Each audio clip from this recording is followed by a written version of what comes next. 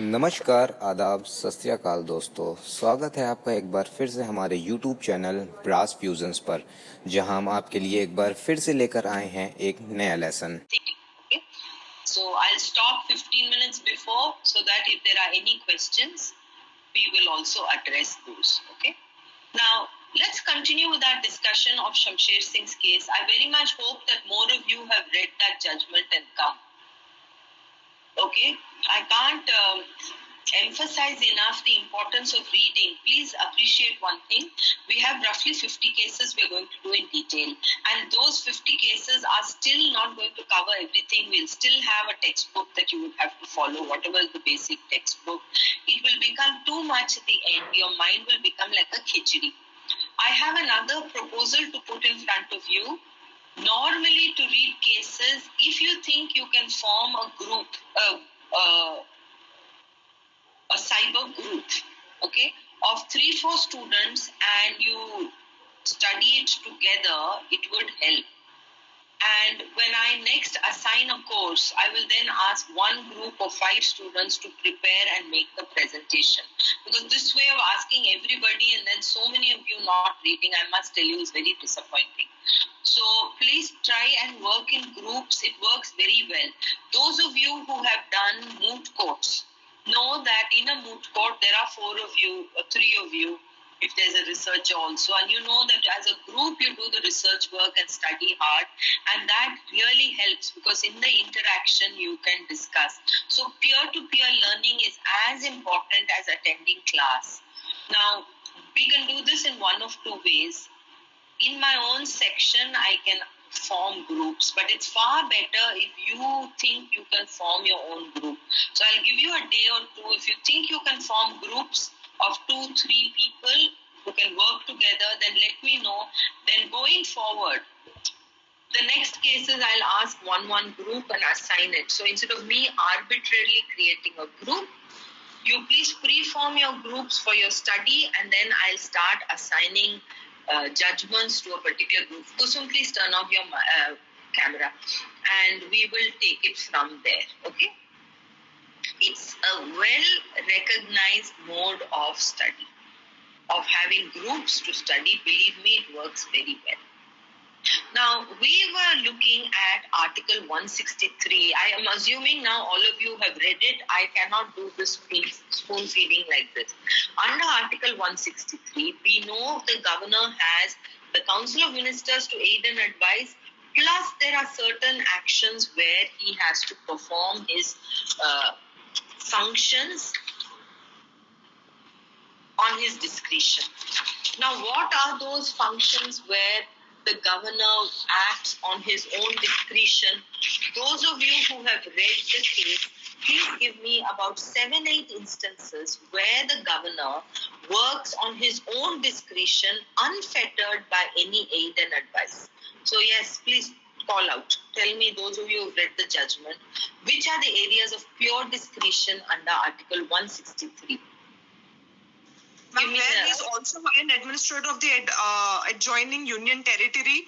Which article? No, give one and then that's it. Each person gives one. Which article are we talking about? Ma'am, 200. 200? Okay. 10.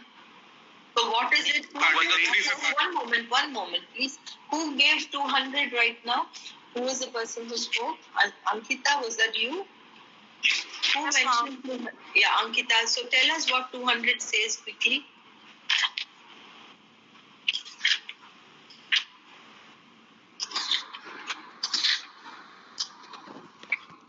Ankita, can you hear me? Yes, ma'am. Is that what it does? It say what you say it says? No, ma'am. I actually mentioned the wrong article. Which article so is it? Anybody else? Which is the article that Ankita is talking about? 239. 239. 239. Right. So 239, what is 239? I mean, I hope all of you are opening it. Where a person, yes, who said 239, please? Whose voice was that? Yes, ma'am. Who was that? Akansha. Akansha. Where is the description at 239?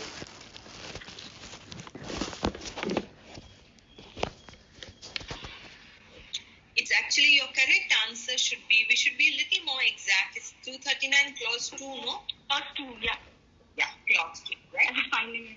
That's Not right. with something. What does 239 clause 2 say in your own words? In your own words. The president appoint an administrator for the union territory. If he is already being appointed somewhere else. So where is the aid and advice and discretion coming in? Answer from the point of view of what we are discussing right now.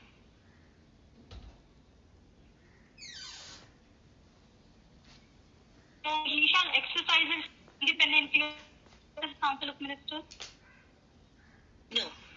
That is, when he is taking up the governorship of an adjoining state, he does not need to seek the aid and advice of his own council of ministers of that state. The president can directly appoint him for another state. And that act of appointing is the president's own discretion, right? And he can work for the adjoining state or union territory unfettered by aid and advice of this particular state. Okay, that's one.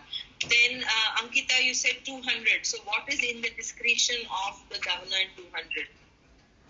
I would advise all the other students present in class to also open their constitution. Yeah, explain, Ankita, in your own words. Don't read out 200. What's the essence of no aid and advice here in 200? Ma'am, the essence is that the governor can reserve for his consideration any bill which will become law. He can reserve such if he thinks, if in his discretion, it will derogate the powers of High Court as to endanger the position which is assigned to the High Court under our constitution. Right. So in this, when he decides to reserve a bill and not automatically give its assent to such a bill, there he acts free of the aid and advice of the Council of Ministers, that is, on his own discretion, right?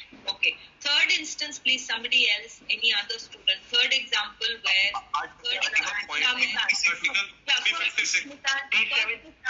First Mitansh, he came first and then Abhishek and then... So each one of you have one each. Yeah, Mitansh. Quickly, which article, what is the Yes, ma'am. which Appointment. Article 164, appointment of the chief minister. Appointment of the chief minister. Right. I agree. 164, appointment of the chief minister, whom he thinks will enjoy the confidence of the house. So, since it's prior to the formation of a council of minister, it will not be okay. Yeah, Abhishek, give us another instance of discretion. Article 356, ma'am, where the governor will be governor will be justified in exercising his discretion, as the aid and advice of the Council of Ministers will be the reason of the failure of constitutional machinery. So when he gives his report to the president about breakdown of constitutional machinery in the state and recommending imposition of president's rule, in that determination, it will be the sole opinion of the governor without the aid and advice of the Council of Ministers. वो क्योंकि वो self-told क्यों करेंगे? Why will they say यहाँ पे breakdown है? They won't say. So he is acting freely without the aid and advice. Very good. Yugal, your next example. Ma'am, actually, I'll come back to you. Yeah, Yugal, yes, yours. ma'am, actually 356 ही बता रहा था, ma'am. अच्छा, ठीक है. अभिषेक कुमार भूषण, आपने 371 नागालैंड का बताया है. Please tell us what is the issue in 371A, 1B, A1D, 371A2B and 371A2F. हाँ जी, this is not of the 6th schedule. 371 6th schedule से हटकर है. 6th schedule वाले दूसरे हैं. 6th schedule is No, Ankita, not you. Abhishek Kumar. Sorry to interrupt you. Abhishek, explain to us what it is about Nagaland. Yeah, explain. Ma'am, mic is not working properly, so I won't be able to answer it. But we are hearing you perfectly. I am hearing you perfectly, so please proceed. 371 में है क्या issue? Ma'am, 371 deals with the special provisions with respect to the state of Nagaland. And when 371A, 1B and governor acts as per his discretion, Yeah, but what are these four clauses? Have you opened 371A1A, A1D, A2B, A2F? चार है ना? What are they dealing with? बताइए. So when you come across a provision in a judgment, you can't just note it down. You have to खोल कर वो देखना चाहिए. What is it with regard to? Does anybody else know A2, A1B, A1D, A2B, A2F? What? सारे नागालैंड के ही हैं. वो तो that's no problem. What are they relating to?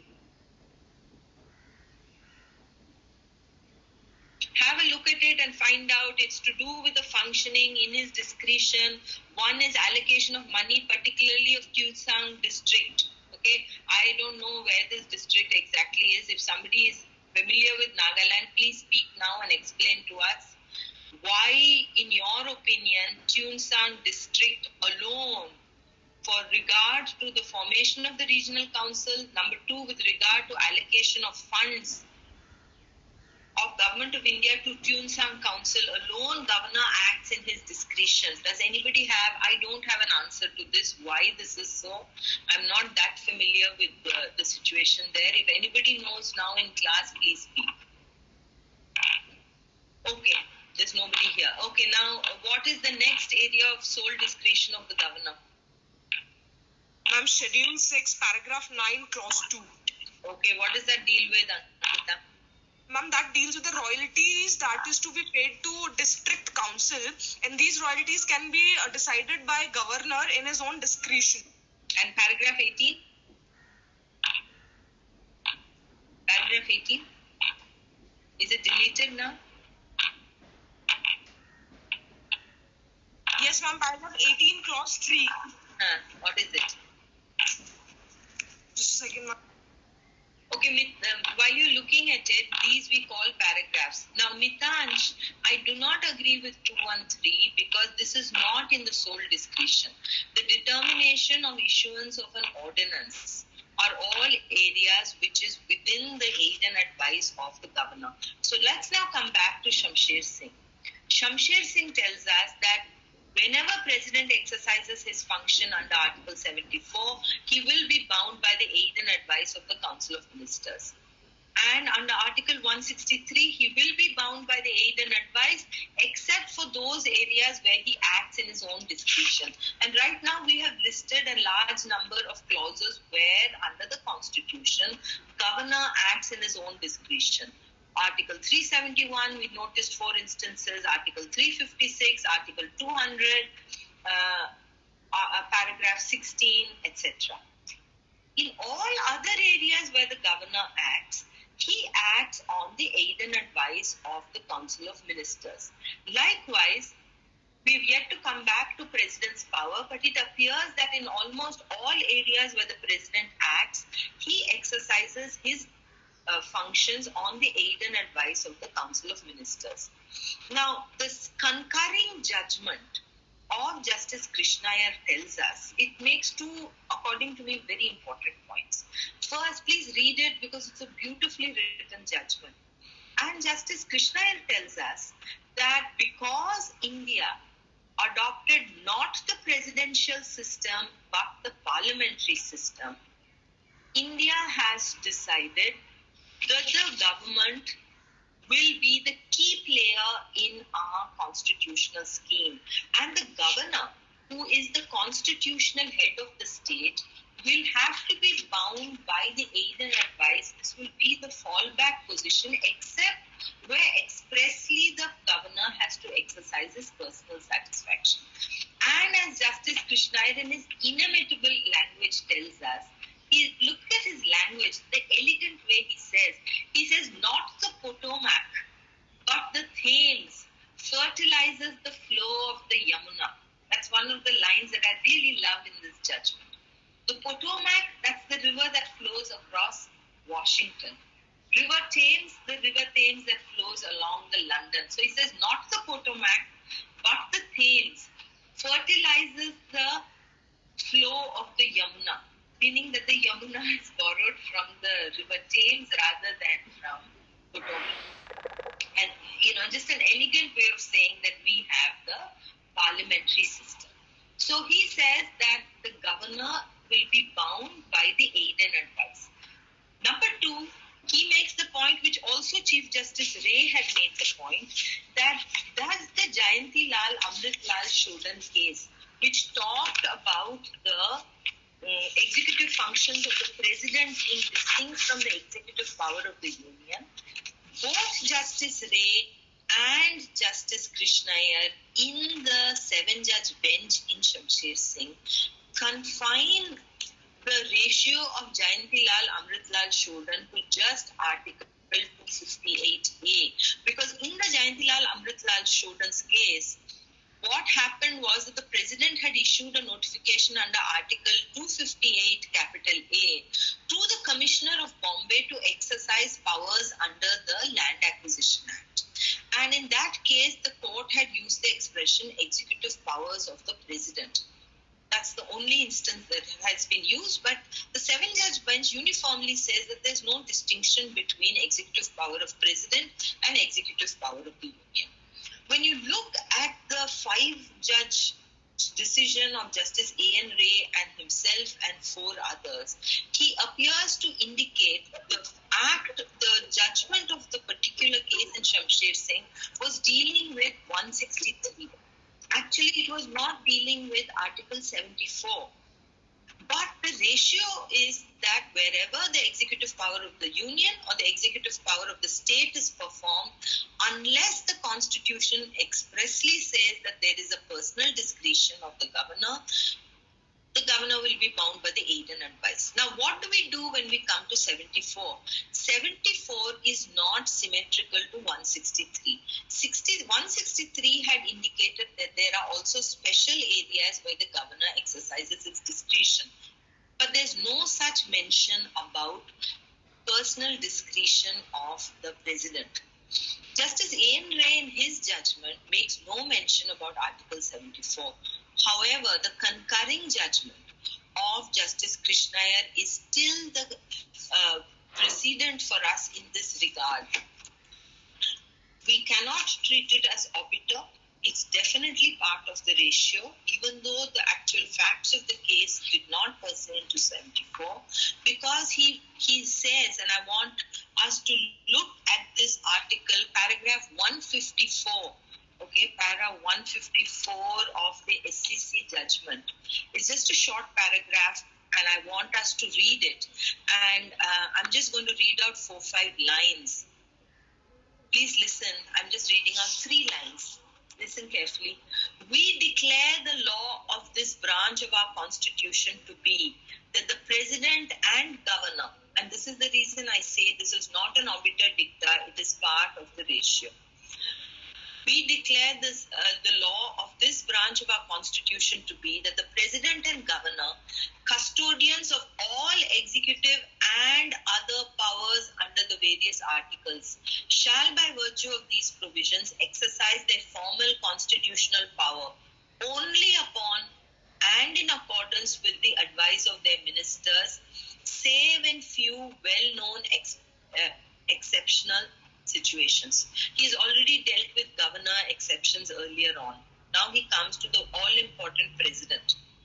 Without being dogmatic or exhaustive, look at this opening caveat. So this further categories can open up in the future. Without being dogmatic or exhaustive, these situations relate A, to the choice of the Prime Minister or Chief Minister, restricted though his choice is by the paramount consideration that he should command the majority of the House. So the first exception where the President acts on his own discretion comes to us from Article 75. There shall be a President and the Prime Minister, and the Prime Minister shall be appointed by the President, and the ministers will be appointed on the advice of the Prime Minister. So the appointment of the Prime Minister is the first area of discretion where the President acts on his own. By convention, he should command the majority of the House, and this has been the stuff of huge amount of litigation. Who commands the majority? Is it the single largest party or the single largest alliance?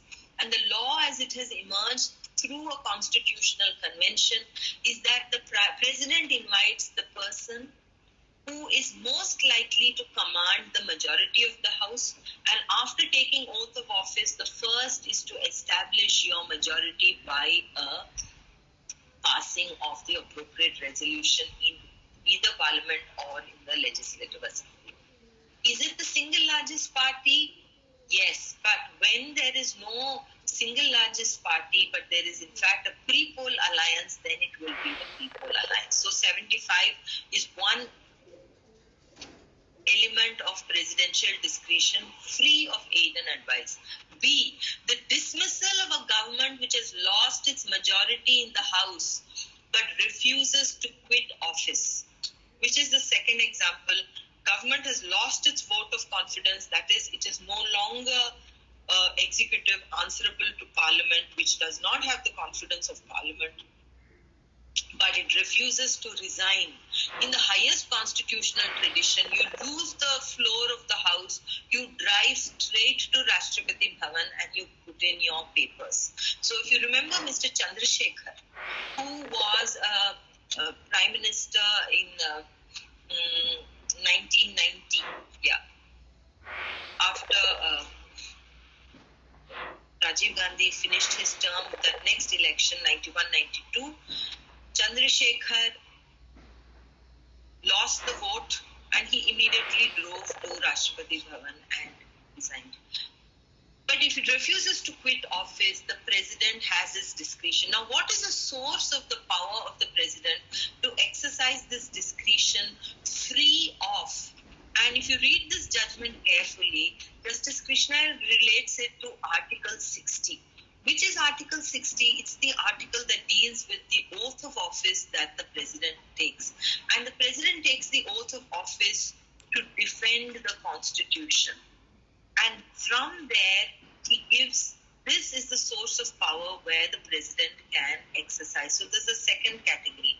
And C, he mentions, the dissolution of the House when an appeal to the country is necessitous.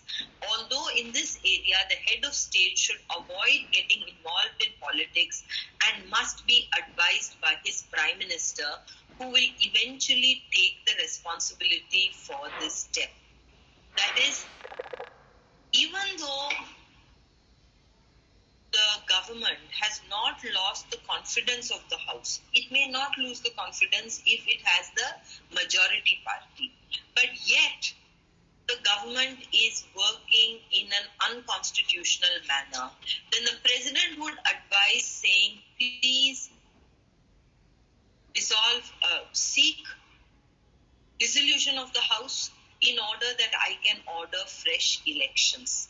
And look at the way in which Justice Krishna, speaking for himself, and Justice Bhagwati expresses it. See, the dissolution of the House where an appeal to the country is necessitous, although in this area the head of state should avoid getting involved in politics and must be advised by his prime minister, who will eventually take responsibility for the step. So this is not the category B where you've lost the confidence of the House. You retain the confidence of the House, but the House has lost the confidence of the people or is working against the Constitution. There's a third scenario, in which case, in order to maintain the lack of politicization and the need to not politicize the office of the president, what Justice Krishna says is that you must ask the minister, prime minister or the chief minister, to recommend dissolution of the House in order to depoliticize and to immunize the office of the president. And in these cases, you obviously are acting counter or against the advice of the ministry, because both B and C, where you've lost the confidence but you refuse to resign, or where you have the confidence but you are going unconstitutional, then in such a case, it is better to dissolve the House. So without being dogmatic, he puts down, we do not examine, I'm reading again from the judgment, we do not examine in detail the constitutional proprieties in these predicaments except to utter the Supreme Court's caution of the United States caution that here the action must be compelled by the peril to democracy and an appeal to the House or the country must become blatantly obligatory. You not dismiss a government merely because you feel that that government is not the same as the political party in the center. This had happened in the state of Rajasthan versus Union of India case. Mere political, one party in center, one party in state, these are all not good enough to exercise discretion. Okay? So Justice Krishna's concurring judgment is the only judgment which goes into the area of residential discretion. Implied, not expressed, but evolving from constitutional conventions, as I mentioned earlier. These constitutional conventions coming to us from parliamentary democracy, where choice of government, you appoint the Prime Minister. Number two, where you lose the confidence of the House but you don't resign. And number three, where your continuance is a peril either to democracy or to the Constitution. In these cases, the defense of the Constitution is paramount. So you can see the trade-off between parliamentary democracy and supremacy of the Constitution. These last two examples of discretion, you can see the tension between supremacy of the Constitution, defense of the Constitution, as well as parliamentary democracy where the executive has the confidence of the House, etc. So, in the basic structure doctrine, we say supremacy of the Constitution is a basic structure, democratic parliamentary form is a basic structure. What happens if these two conflict amongst themselves? What happens if there's a conflict between the principle of secularism and democracy? What happens if there is... This is one of those very rare judgments where the tension between the different basic features itself is expressly dealt with. Very few judgments have done so. And where Justice Krishna very boldly, and it's for reasons such as this that we remember Justice Krishna as one of the foremost judges who had a view, put forward his view very clearly and many times in a very poetic fashion. That's why I say, as students, you must read this concurring judgment. So, where are we here at the end of the day? We notice that when it comes to the executive power of the state, governor acts in the aid and advice except for those specific powers that we saw where he acts in his own discretion. Shamsher Singh also tells us that when you are dismissing a government employee or government servant under Article 311, the earlier judgment which was there in Sardari Lal, Sardari Lal is overruled as no longer good law, because Sardari Lal had said that when you want to terminate or dismiss a government employee, the personal satisfaction of the governor is necessary. In Shamsher Singh case, both Mr. Ishwar Chand Agarwal and Shamsher Singh, who were removed from service, was done by an administrative order in the name of the governor. And the judgment, both of Justice A.N. Ray as well as Justice Krishna Iyer, tell us that when a subordinate is exercising the power, then just like under Article 77, in the name of the President of India, there is no delegation.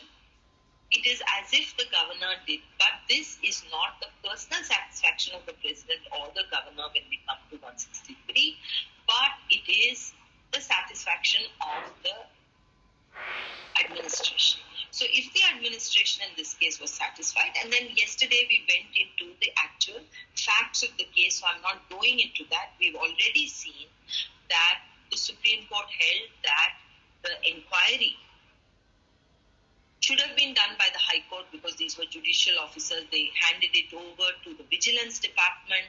There were discrepancies in the inquiry. Number two, that there was no material to show that there was dereliction of duty on the part of Shamsher Singh. He seemed to have modified that order which he made by pen. It was not tampering, it was within his powers, so on and so forth.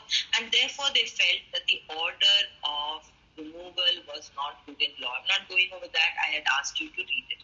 So at the end of the day, when you look at Shamsher Singh, it is in the aid and advice. Aid and advice. Now we come back to aid and advice once again. And what we see in the aid and advice is everything other than those three that Justice Krishna talked about, are to be exercised under the aid and advice of the government of India. It clarifies at one stroke.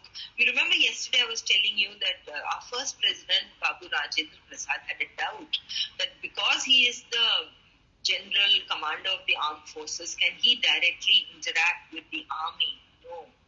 You may be the commander of the armed forces, but the armed forces will act only on governmental demand.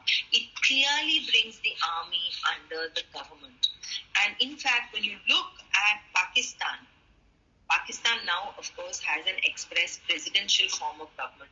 But the first Pakistan constitution, first one, 1958, had a parliamentary form.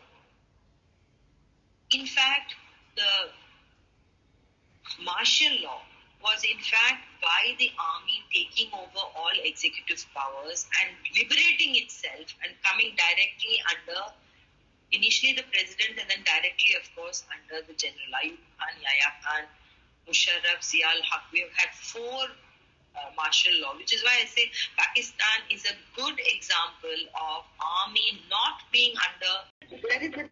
दोस्तों, अगर आपको आज का lesson पसंद आया हो तो video को लाइक करें।